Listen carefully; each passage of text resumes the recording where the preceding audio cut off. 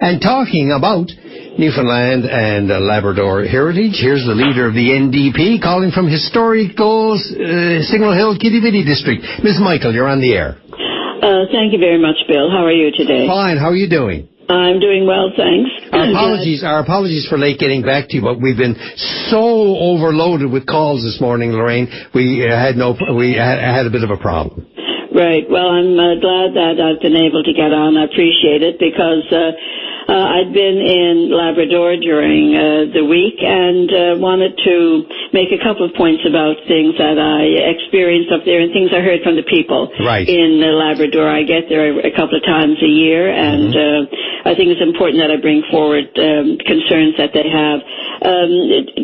Being there this time, I was just so struck by, once again, the poor long-term planning being done by this government, and also plans that aren't well thought out. My first point is about housing. The situation in Happy Valley Goose Bay right now, because of the construction that has begun for Muskrat Falls, the situation with regard to housing is unbelievable.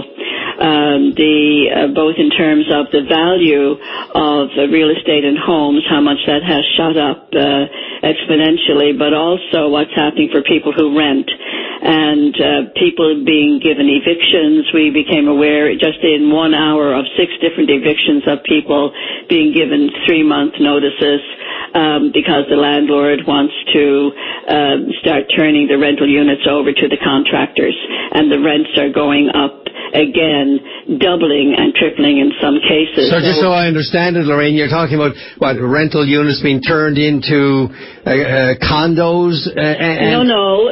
People who have rental units still wanting to rent them, but wanting to make them available to the contractors because they know they're going to be able to ask really high prices and get them.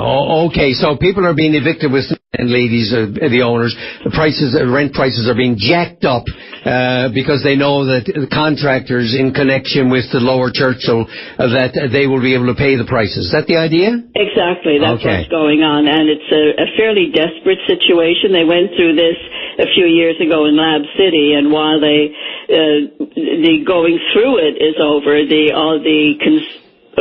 concerns of people who are renting are still there, because even there the rents continue to go up. And what should the government be doing about this issue to make sure that there's reasonable apartment availability at reasonable prices for ordinary mortals? Well, I think government needed to do adequate planning with the municipalities, with the communities, prior, in Happy Valley Goose Bay's case in particular, because they had some control over timing there, prior to all of this happening, to say, what can we do to meet what can possibly happen here? I think we do have a need in this province with regard to rent control, but that's something that needed long-term planning. It's something that people have talked about at different points, and this is what I mean about the government not doing long-term planning, that things become crises because they haven't looked at things that were pointed out, for example, during the environmental assessment review of Muskrat Falls.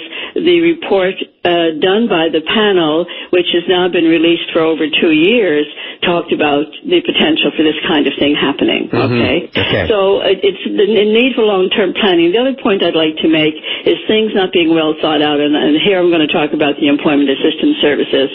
On the southeast coast of Labrador, they had 4 of these, and this is a fairly, it's not isolated, you have roads, but in terms of people driving to the one service that government has with regard to assistance around employment, training and employment, these 4 places really did have, they really served a real need in the southeast coast, and they have tremendous stories of people who went through those services there, got training, went on to employment.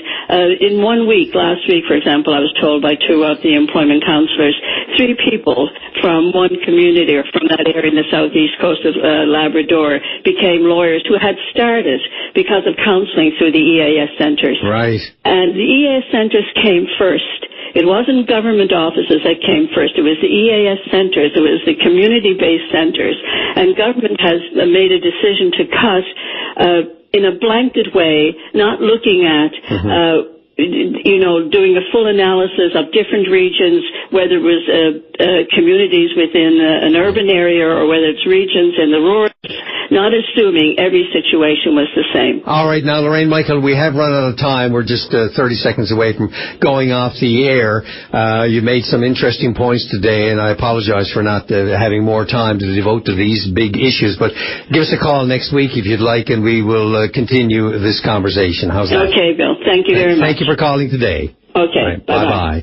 Lorraine Michael is the leader of the NDP, and every time I listen to her, I say to myself, my goodness, this is not a politician just shooting off. This is, you can tell the concern in her voice, and, I think people appreciate that.